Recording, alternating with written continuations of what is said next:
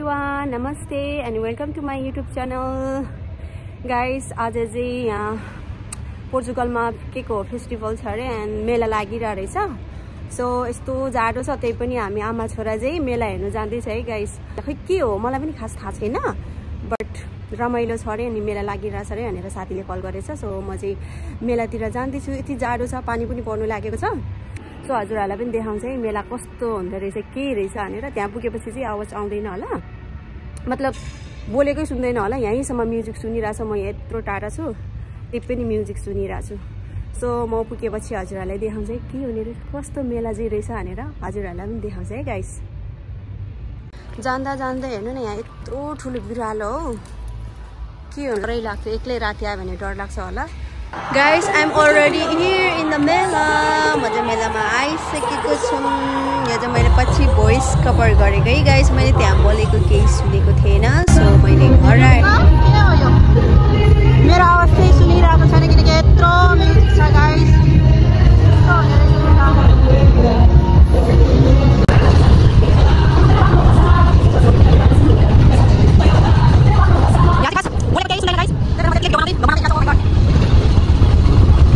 Guys, यहाँ चाहिँ popcorn हेर्नु न, पपकर्नको लागि एकदमै लाइन बसेर रेडी गरिरहेछ। अनि oh my god, oh my God,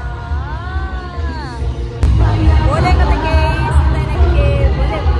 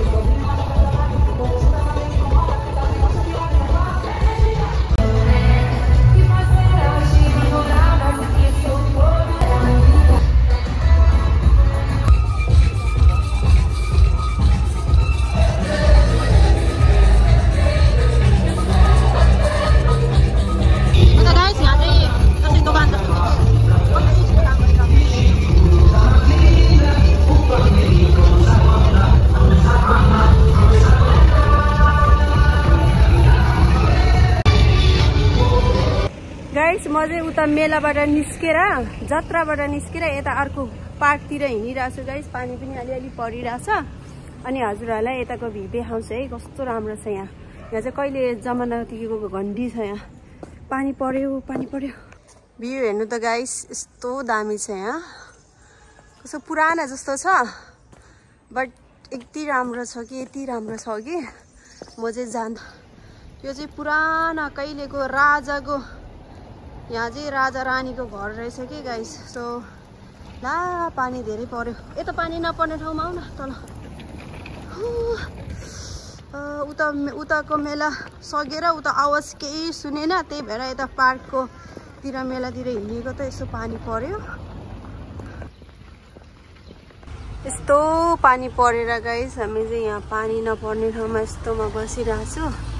हेर्नु त पानी सिटा कस्तो हुन्छ नि भिडियोमा त खासै देख्दैन रहेछ। यसो पानी परिरहेको छ यहाँ।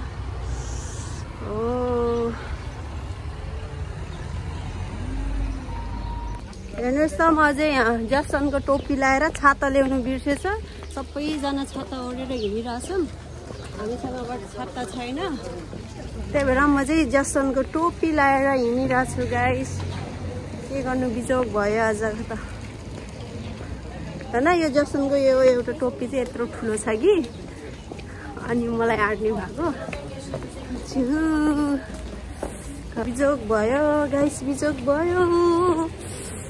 भयो यो जसनको टोपी एकदमै राम्रो लाग्छ। सो कहिले पानीमा पनि भिज्नुपर्छ यस्तो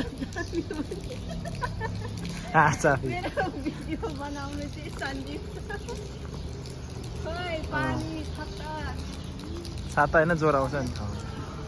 हामी चाहिँ उता पार्क जाने भनेर आएको तर पार्क नै गएन किनकि पानी परिरहेछ। छोरा बिरामी हुन्छ भनेर छोरालाई चाहिँ हामी भित्र राखेको छु। छोरालाई पनि देखाउनु डल्लै भित्र राखिरहेछ गाइस किनकि पानी परेर